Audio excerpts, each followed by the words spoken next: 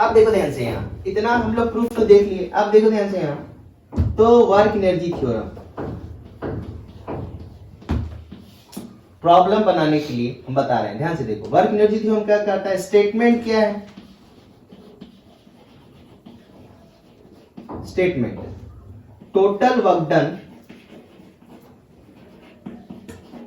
On A system is equal to change in kinetic energy, change in kinetic energy of the system। यही statement है, और proof करने के लिए बोलेगा तो अभी हम जैसे बताए वैसे करेंगे, ठीक है। अच्छा अब ध्यान से देखो, ये टोटल वर्क डन है ना, और इसमें हम एक डायग्राम बनाए थे ऐसे करके कि ये कोई बॉडी है, रिजिड बॉडी, ये एक रिजिड बॉडी है जिसका मास m है। तो ध्यान से देखो, यहां हम सिस्टम लिखे हैं, यानी वर्क एनर्जी थ्योरम हमेशा सिस्टम पे एप्लीकेबल होगा। सिस्टम में जो जो होगा उसको, system means more than one body, है ना, मोर देन वन बॉडी, उसको तुमको सिस्टम में लेना पड़ेगा, तब तुम वर्क एनर्जी थ्योरम क्या करोगे, अप्लाई करोगे। तो हम यहाँ पर तुमको दिखा रहे थे कि ये तो टोटल वर्क डन था, और इसमें हम ऐसे दिखाए थे कि इधर से F1 लग रहा है, इधर से Fn नेट फोर्स दिखा दिए थे, ये F2 था, और मान लो ये F3 है। लेकिन अब हम तुमको दूसरे तरीके से दिखा रहे हैं। वर्क डन तो स्केलर क्वांटिटी है ना भाई, अगर हम इसके कारण वर्क डन निकाल ले, इसके कारण वर्क डन निकाल ले, इसके कारण वर्क डन निकाल ले, और इसके कारण वर्क डन निकाल ले अलग अलग इंडिविजुअल, तो टोटल वर्क डन निकालने के लिए सबको जोड़ देंगे क्योंकि स्केलर क्वांटिटी है, तो टोटल वर्क डन आ जाएगा। दूसरा तरीका क्या है कि F1, F2, F3 और Fn का हम क्या निकाल लें, पहले नेट फोर्स निकाल लें, और नेट फोर्स निकालने के बाद डिस्प्लेसमेंट के साथ डॉट प्रोडक्ट लेके टोटल वर्क डन निकाल लेंगे। लेकिन अब हम तुमको ये दूसरे तरीके से समझा रहे हैं कि कैसे हम इसको लिख सकते हैं। सपोज करो ये जो फोर्स लग रहा है ना F1, ये कंजर्वेटिव फोर्स है। कैसा फोर्स है, कंजर्वेटिव फोर्स है। कैसा फोर्स है, कंजर्वेटिव फोर्स है। और ये जो F2 लग रहा था ना, मान लो ये नॉन कंजर्वेटिव फोर्स था, और ये जो F3 लग रहा था ना, मान लो ये स्यूडो फोर्स था। कैसा फोर्स था, स्यूडो फोर्स।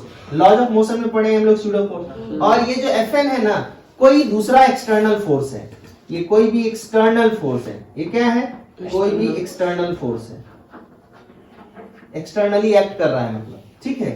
तो अगर हम वर्क एनर्जी थ्योरम को इस तरह से लिखे तो ध्यान से देखो, तो टोटल वर्क डन इस सिस्टम पे क्या हो, तो work done by conservative force plus work done by non conservative force, clear है, plus work done by pseudo force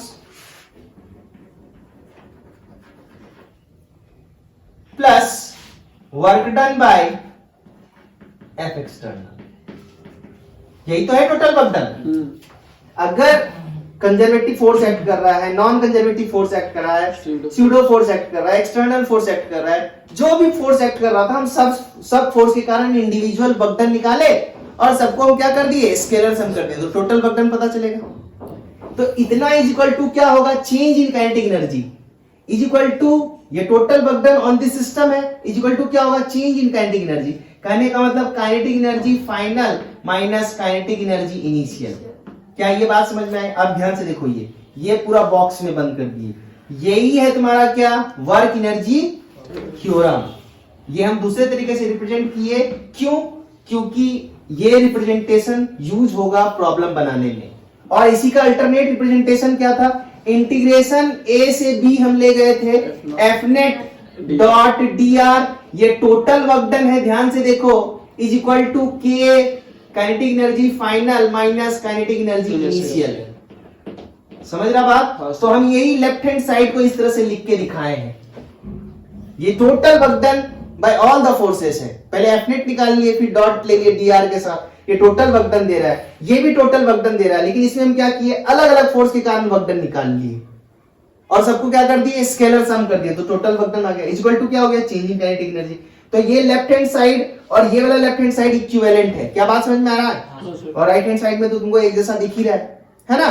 अब समझना, यहां पर ये है तुम्हारा क्या, वर्क एनर्जी थ्योरम, ठीक है। ये भी वर्क एनर्जी थ्योरम है, इसी को दूसरे तरीके से हम लिख के दिखाए कि ये तुम्हारा वर्क एनर्जी थ्योरम है। आया बात समझ में?